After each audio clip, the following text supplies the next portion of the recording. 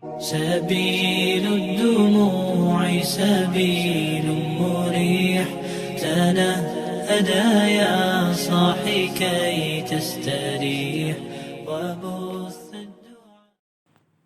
السلام عليكم ورحمة الله وبركاته. Waalaikumsalam warahmatullahi wabarakatuh. Alhamdulillahi Rabbil Alamin. Wassalatu wassalamu ala rasulillahi ajma'in. Asyhadu an la ilaha illallah wahdahu la syarika lah. Wa asyhadu anna Muhammadan abduhu wa rasuluhu alladhi la nabiyya wa la rasula ba'da amma ba'd. Alhamdulillah, untuk yang kesekian kalinya mari sama-sama kita bersyukur kepada Allah atas limpahan rahmat dan nikmatnya kepada kita semua. Terutama nikmat kita masih bisa beriman, nikmat kita masih bisa berislam, begitu juga nikmat kesehatan dan kesempatan yang bisa mengantarkan kita di masjid yang mulia ini. Mudah-mudahan dengan nikmat tersebut menjadi motivasi kita untuk senantiasa meningkatkan iman dan amal soleh kita kepada Allah Azza wa Jalla. Salawat dan salam tidak pernah berhenti lisan ini mengucapkan Allahumma sholli ala Muhammad wa ala alihi washabbihi wasallam untuk Rasulullah sallallahu alaihi wasallam yang mudah-mudahan kelak kita di akhirat Allah pertemukan kita di surganya Allah. Amin ya rabbal alamin. Ma'asyiral muslimin rahimani Allah wa iyyakum jami'an. Pada pagi hari ini kita melanjutkan pelajaran tafsir kita. Kita masih membahas seputar Alhamdulillahirabbil alamin. Segala puji bagi Allah Rabb semesta alam. Telah dijelaskan sebelumnya bahwa alhamdu asalnya adalah hamdun atau hamdan. Lalu diberi alif lam. Alif lam itu berfungsi untuk mencakup segala pujian yang ada. Segala pujian yang ada baik kepada manusia dan semua makhluknya itu akan bermuara pada lillah, hanya milik Allah. Hanya Allah yang pantas dipuji. Makhluk dipuji ada batasnya. Karena makhluk memiliki kekurangan. Sedangkan Allah tidak pernah terbatas akan pujian itu kepadanya. Manusia dipuji karena baiknya. Sedangkan Allah dipuji dalam hal kebaikan dan dalam hal sifatnya berupa ujian. Maka ketika kita mendapatkan kebaikan dari Allah Subhanahu wa taala, umumnya kita mengucapkan apa? Kita mengucapkan alhamdulillah. Ya kan? Dapatkan nikmat, alhamdulillah. Namun seharusnya ketika kita mendapatkan ujian dari Allah juga, maka kita ucapkan juga alhamdulillahi ala kulli hal. Kita ulangi. Umumnya kita mengatakan bahwa ketika mendapatkan nikmat kita mengatakan alhamdulillah, gitu kan? Namun terkadang kita mengatakan ketika mendapatkan ujian, cobaan, seharusnya kita ucapkan juga alhamdulillahi ala kulli hal. Ya. Kenapa begitu? Karena ujian juga terkadang ada kebaikan. Makanya jangan sering ngeluh kepada Allah. Terkadang di sebalik ujian itu ada kebaikan yang besar untuk kita. Maka jangan mengucapkan astagfirullah kok gitu. Itu kan? Ini enggak tepat. Karena setiap yang datang dari Allah, setiap yang datang dari Allah itu pasti baik. Mungkin dengan ujianlah yang nanti membuat kita sadar, kan gitu. Ada orang tak sadar-sadar dia, diingatkan oleh manusia, tidak juga sadar-sadar. Datang ujian dari Allah, penyakit yang tak kunjung sembuh, baru dia sadar, baru dia pingin sholat lah, pingin berinfak dengan harta dia. Nah, ternyata juga kita cepat alhamdulillahi ala kulli hal. Segala puji bagi Allah setiap segala kondisi yang didapatkan oleh manusia. Jemaah kaum muslimin, banyak-banyaklah memuji Allah. Nabi Shallallahu alaihi wasallam mengatakan, "Man yuridillahi bihi khairan yusib minhu." Siapa yang Allah kehendaki seseorang itu menjadi orang baik, mendapatkan kebaikan, yusib minhu, maka Allah akan berikan ujian. Itu dia kuncinya. Ini hadis riwayat Bukhari. Man yuridillahi bihi khairan yusib minhu. Siapa yang Allah kehendaki seseorang itu menjadi orang baik, mendapatkan kebaikan, maka jangan pernah mengeluh ketika Allah berikan ujian itu. Allah pasti akan berikan ujian. Dalam surah Al-Ankabut Allah mengatakan, Alif Lam Mim ahsiban nasu ayyutraku ayyaqulu amanna wa hum la yuftanun. Alif Lam Mim. Apakah mereka manusia mengira ketika manusia itu mengatakan bahwa dirinya amanah, kami telah beriman. Ketika mereka mengatakan dirinya beriman, lalu dibiarkan saja tanpa ada ujian. Walaqad fatanna alladziina min qablihim. Sungguh orang-orang yang sebelum kalian, kata Allah, yang pernah mengatakan yang sama, bahwa kau Islam enggak? Islam. Kau beriman apa enggak? Beriman. Kalau kau beriman, siap-siap ada ujian dari Allah. Sungguh orang-orang sebelum kalian juga mendapati ujian yang sama seperti kalian. Lihat bagaimana Rasulullah dan para sahabat ketika awal mula Islam datang, gimana? Nabi siapa yang musuhinya? Bahkan yang memusuhi Nabi siapa? Paman kandungnya sendiri. Bukan siapa-siapa. Bukan orang lain.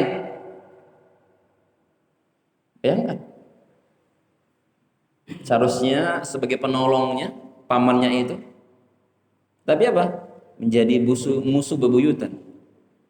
Ketika Nabi dan para sahabat menyatakan keimanan mereka, juga para sahabat yang lain, mereka harus mengorbankan jiwa mereka, harta mereka, bahkan harus terusir dari kampung halaman di mana mereka dilahirkan. Dan berhijrahlah kaum muslimin ke Madinah. Sebelumnya di mana? Di Habasyah. Di Habasyah itu mana? Di Ethiopia. Ya, di bagian Afrika sana. Situlah awal kali kaum muslimin berhijrah. Kenapa Nabi merintahkan untuk hijrah pertama kali di sana?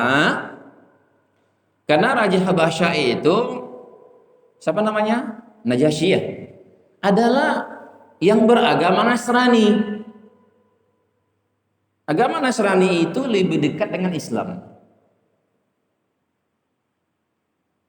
Ya, karena tiga agama ini itu berasal dari apa? Agama Allah. Yahudi, Nasrani, dan Islam itu agama yang sama sebenarnya dari Allah. Tinggallah Islam yang murni. Yang dua lagi itu sudah diotak-atik oleh manusia. Itulah yang tak dikehendaki oleh Rasulullah SAW. Jangan sampai agama kita yang mulia ini, Islam ini, diotak-atik oleh manusia.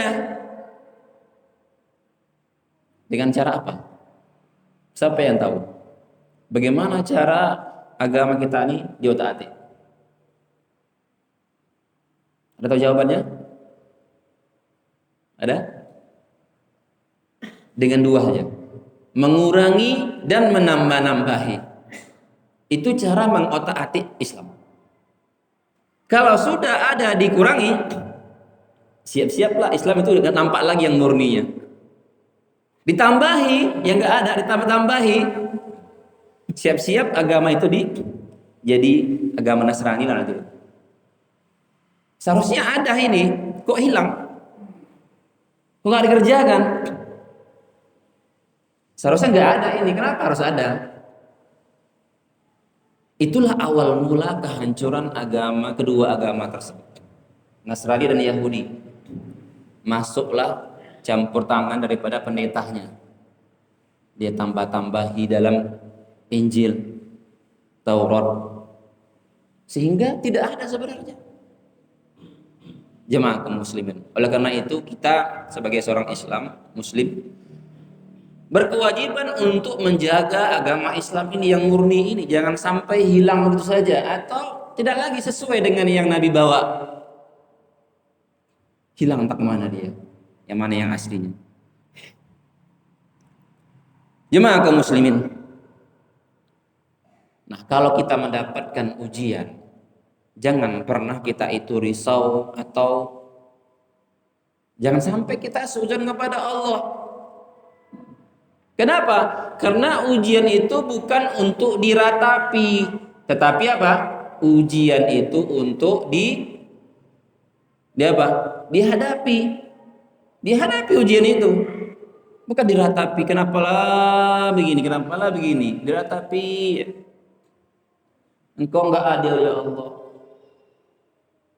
Kenapa dia kaya terus padahal dapat hanya sholat?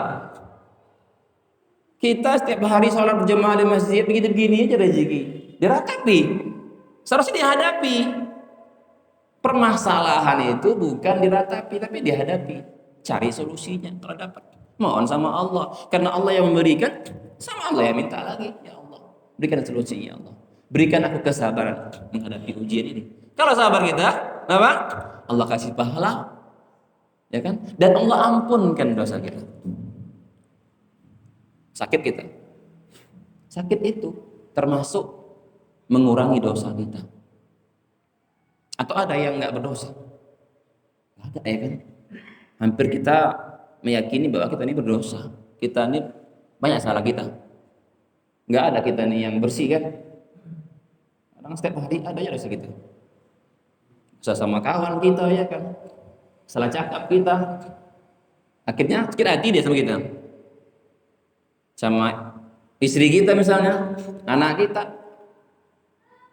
atau keluar dari rumah udah dapat maksiat kita, ya dapat maksiat, ya nampak orang yang buka aurat misalnya. Nah, ketika masih mendapatkan ujian, maka itu tidak lain bahwa Allah ingin menghendaki kita menjadi orang yang soleh, orang yang baik. Lalu seharusnya ya, cara begini, jika kita tidak pernah sakit, jika kita tak pernah mendapatkan ujian, seharusnya menjadi pertanyaan kita. Nah itu seharusnya, kenapa ya aku nggak pernah sakit ya? Nah itu seharusnya seperti itu. Seharusnya dicari-cari gitu kan. Tapi jangan pula dicari-cari dengan membuat bergadang tiap malam. Itu namanya bisa cari, itu namanya udah menzalimi diri gitu kan. Tapi dia nggak ada masalah, udah menjaga kesehatan dia.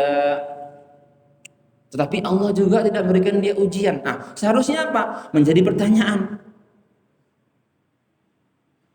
Kenapa? Karena sakit itu pun termasuk menggugurkan dosa-dosa kita. Jemaah kaum muslim, masya Allah. Itulah ya indahnya seorang muslim itu. Gak ada yang apa namanya? Semuanya indah, gitu kan? Semuanya indah. Ada. Diberikan kesehatan, alhamdulillah. Diberikan sakit, alhamdulillah, nggak ada masalah. Itulah seorang muslim. Tidak ada di agama lain seperti itu, tidak ada. Jemaah kaum muslimin. Misalnya ya, ini ada di kampung A, ya di kampung A misalnya penduduknya beriman. Ya, lalu mau timpakan bencana tsunami, gempa. Sedangkan kampung B tidak ada masalah. Padahal kampung itu daerah yang maksiat. perjudian segala macam, perzinahan gitu, narkoba, sarangnya gitu. Tapi kampung itu gak ada masalah. Hah? Lalu di mana letak keadilan Allah? Nah, ayo coba pikirkan. Di kampung ini, kampung A ini, baik-baik orang semua. Tapi ada ujian dari Allah. Sedangkan kampung B, oh luar biasa, itu kampung maksiat itu. Kampung Fir'aun kata orang. Kampung maksiat itu. Tapi aman-aman aja mereka. Rezeki mereka lancar, gak ada masalah. Apa kata Rasulullah SAW mengingatkan hal ini? Wa inna allaha idza ahabba qauman ibtalahum. Wa inna allaha idza ahabba qauman ibtalahum. Rawahu Tirmizi wa Ibnu Majah. Ingat ini ujian. Kalau kita mendapatkan daerah kita ujian yang besar misalnya. Apabila Allah menginginkan hamba itu ya, menyenangi hamba itu, menyenangi, menyukai kaum itu, penduduk itu, apabila Allah ridho, senang, ibtalahum, maka kaum itu, hamba itu Allah uji. Lagi hadis yang berikutnya, wa innallaha idza ahabba qauman ibtalahum. Jika Allah sudah senang kepada kaum itu, kepada penduduk itu, kepada hamba itu, maka hamba itu, kaum itu, penduduk kampung itu Allah uji mereka. Berarti kalau kaum itu yang nggak dicintai Allah nggak ada ujian sama mereka, udah pasti neraka semua ya itu. Ngapa lagi diuji-uji? Karena ujian itu ada di antaranya apa? Untuk menguji kita sabar apa tidak. Sedangkan kita dulu sekolahnya ada ujian. Ada di sini yang nggak pernah ujian, adalah mungkin ya sekolah formal, sekolah non formal. Tapi kalau tahfiz ada juga ya kan, ujian tasmi. Apa gunanya ujian itu? Apa gunanya ujian itu? Supaya naik level, naik kelas 1, naik kelas 2, naik kelas 3. Apa guna ujian untuk orang beriman? Supaya naik level keimanannya.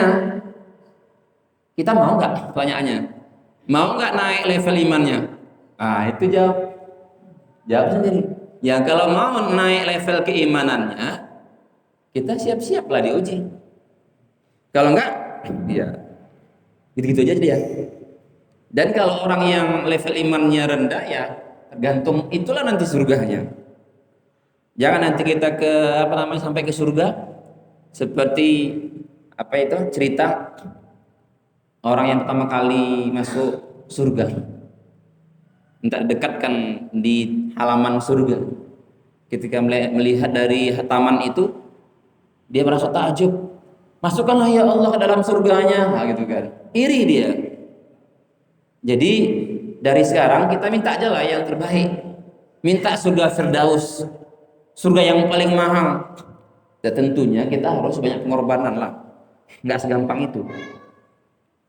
Berikutnya hadis Nabi sallallahu alaihi wasallam riwayat Tirmizi, "Idza aradallahu bi 'abdihi al-khaira ajjala lahu al-'uqubah fid dunya, wa idza aradallahu li 'abdihi asy-syarr amsaka anhu bi dzanbihi hatta yuwafiya bihi yaumal qiyamah." Nabi mengatakan, apabila Allah menghendaki kepada seorang hamba berupa kebaikan, maka kata Rasulullah, Allah segerakan siksaan itu di dunia. Dan jika Allah menghendaki seorang hamba itu keburukan, maka Allah tahan siksaannya dengan dosanya itu sampai sempurna, disempurnakan nanti di akhirat. Pertanyaannya, kita mau pilih yang mana? Kita mau siksaan di sini atau siksaan di neraka? Itu jelas sekali ya hadis Nabi SAW ini ya. Jika kita ingin dihapuskan segala dosa kita, bersih nanti di akhirat, maka mau tak mau disinilah dibersihkan. Ini sama dengan orang yang laki-laki dan perempuan yang berzina. yang sudah menikah. Laki dan perempuan yang berzina yang sudah menikah itu dalam agama Islam itu hukumnya dirojam.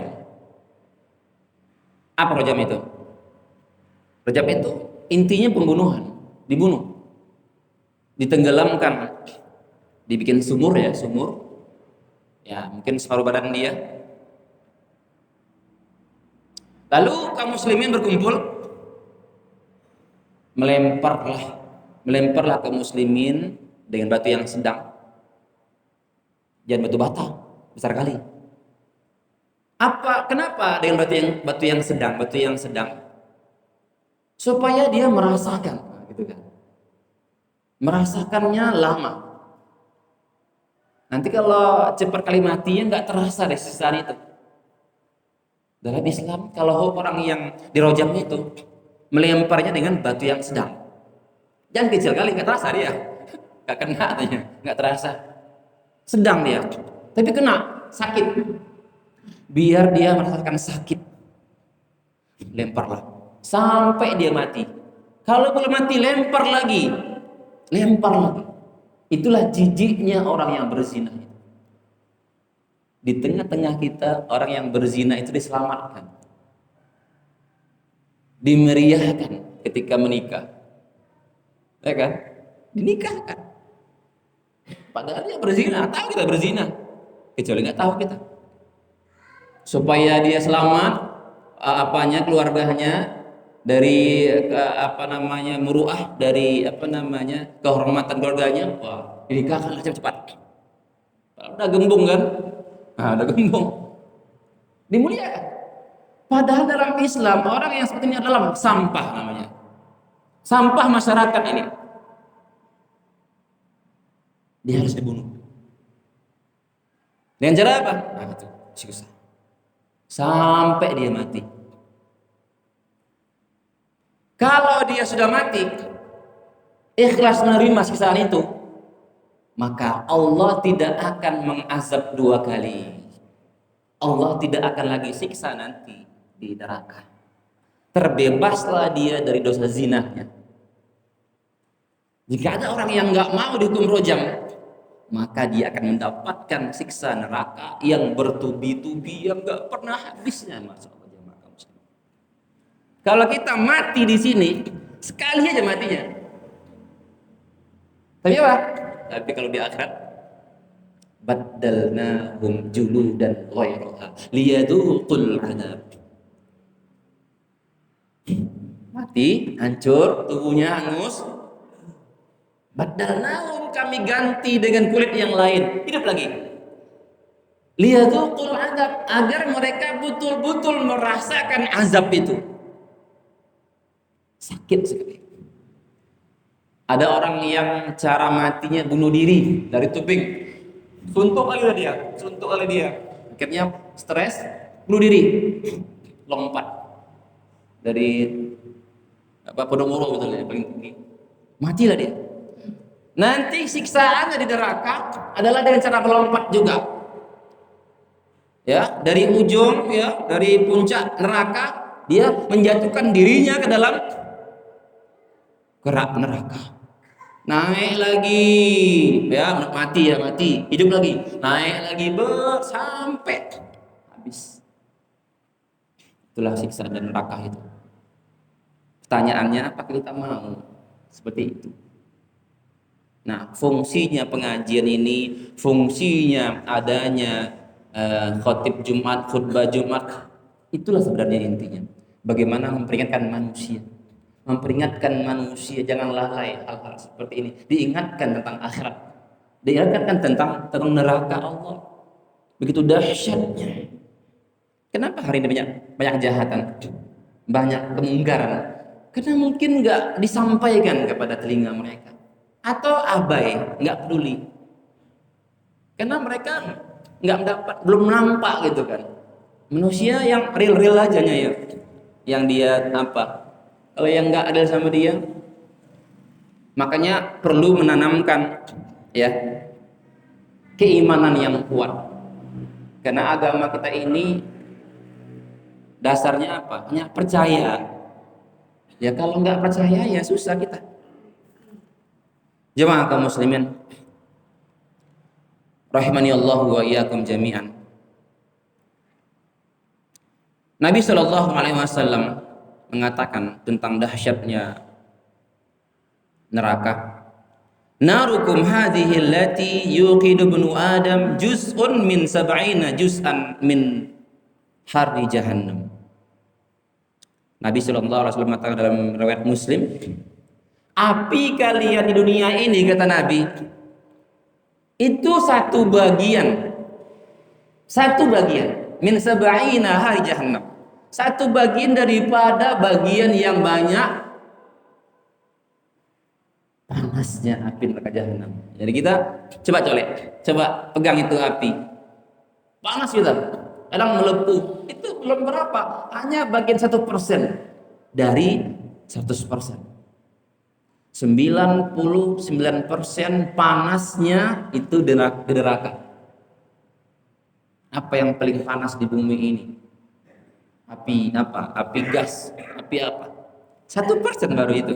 Juz'un, satu bagian masih. Selebihnya nanti na'udzubillah summa na'udzubillah. Jadi tidak ada lagi mengeluh, persangka buruk kepada Allah. Ya kan? Misalnya tadi kita bilang ada orang yang makan harta haram saja, bermaksiat aja. Kita baik-baiknya kita ngeluh, ya Allah, kenapa kayak gini? Dia itu nggak ada kayak gitu lagi, nggak ada lagi. Jangan curiga sama Allah. Kenapa? Karena Allah itu antara fadl sama adl. Antara karunia Allah berupa yang kita senang, wal adl, keadilan Allah. Apa itu keadilan? Kita tidak senang menerimanya. Itu keadilan Allah. Kita nggak senang menerimanya. Tapi Allah Maha Adil. Allah berikan ujian itu sebab apa? Supaya mungkin ada kebaikan yang besar untuk kita. Allah Maha Adil. Allah berikan ujian itu yang tidak senang kita melihatnya, merasakannya. Tapi apa? Dalam rangka untuk menjadikan diri kita lebih baik. Jemaah muslimin. Jadi kita bilang tadi, ajaban li amril mu'min. Sungguh ajaib, sungguh mengherankan urusan orang beriman ini. Inna amrahu kulluhu khair. Sesungguhnya urusan orang beriman ini semuanya baik. Walaysa dzalika li ahadin illa lil mu'min. Tidak ada yang seperti ini melainkan orang yang beriman. In asobathu syarra syakar. Jika dia diberikan ujian yang tidak enak dia menerimanya, dia bersyukur. Masya Allah kan? Bayangkan, diberikan yang tidak enak sama dia ujian, syakara, dia bersyukur.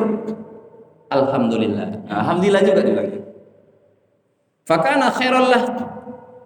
Itu lebih baik untuk dia. Wa in asabathu dharra sabara. Ya, yang tadi apabila diberikan yang mengembirakan dia, maka dia bersyukur. Dan yang kedua, apabila diberikan yang tidak enak sama dia, maka dia bersabar. Fakana khairal lah. Itu menjadi kebaikan untuk dia. Enggak ada masalah. Diberikan nikmat, dia bersyukur kepada Allah. Diberikan ujian, dia bersabar. Itu juga baik untuk dia. Itu tidak ada selain orang yang beriman yang mendapatkan itu. Jemaah kaum muslimin. Dari kata alhamdulillah ini, ya, alhamdulillah, masya Allah. Ketika kita salat Allahu Akbar sampai membaca Alhamdulillahirabbil alamin. Di saat itu apa? Kita mentadabburi ayat Allah. Seperti yang kita bahas tadi. Ucapkan baik-baik ini. Ini jangan cuma hanya mengisi apa kita aja nih kupingnya. Jangan sampai kita ini pengajiannya mendengarkan dah selesai. Tapi kita bawa ke dalam salat Allahu Akbar. Segala puji bagi Allah. Allahu Akbar. Allah Maha Besar. Ternyata selama hari ini, ya dalam hati kita ya, jangan diucapkan. Aku sangat gak bersyukur pada Allah. Diberikan ujian, aku mengeluh ya Allah. Diberikan rezeki yang sedikit, aku mengeluh ya Allah. Ya, seharusnya apa? Nah, nanti akan nampak, nanti terasa itu bekasnya. Tapi jangan jadi imam kayak gini, nanti lama kali. Alhamdulillahirabbil alamin. Tafakkur dia, tadabbur dia. Dikirain makmum nanti tak apa kejadian ya kan. Ini kenapa awak ini jadi imam kok lama kali baca alhamdulillahirabbil alamin tanya. Tapi ketika sholat sendirian, jangan jadi imam ya. Nanti payah, nanti jemaah kadang-kadang ada yang mau cepat. Akhirnya jadi fitnah nanti. Dikirain lupa gitu kan. Alhamdulillahirabbil alamin. Hampir 10 menit dia tafakkur berenung. Ar-Rahmanir-Rahim kata jemaah ya kan, kata makmum. Susah nanti ya kan jadinya. Jadi ini kita biasakan untuk sholat malam kita, tahajud kita, tafakkur kita. Makanya Nabi itu bisa bertahan lama sholatnya, kenapa? Karena dia faham apa yang dia baca.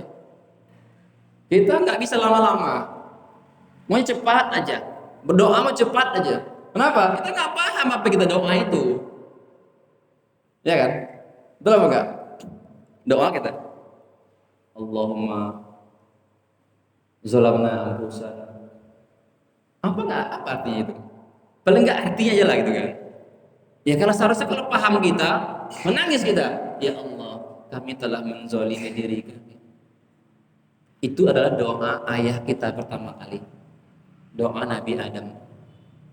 Itu doanya, Rabbana zalamna anfusana wa illam taghfir lana wa tarhamna lanakunanna minal khasirin. Ketika ayah kita, ibu kita diusir dari surga, mereka baca doa ini. Ini doa warisan ini. Rabbana zalamna ini doa waris daripada ayah kita, ibu kita. Mereka menangis saat itu diusir dari surga. Kenapa? Melanggar satu perkara saja. Apa itu pelanggarannya? Memakan buah. Ada yang bilang buah khuldi. Itu aja dosa ayah kita. Diusir dari neraka, dari surga. Diusir. Nah, kita udah berapa kesalahan? 1, 2, menggunjing, menggosip, sakit hati sama orang, suuzon sama orang, sama Allah. Udah berapa dosa kita? Allah Maha Besar. Nah, jadi dengan tadi kita paham ini, kita bisa lama sholatnya, insya Allah. Dan akhirnya apa? Kita menjadi orang yang setiap hari jadi baik sampai husnul khotimah, insya Allah Ta'ala. Jemaah muslimin, mudah-mudahan ya yang singkat ini bermanfaat untuk kita sebagai cambuk diri kita, motivasi agar semakin dekat dengan Allah.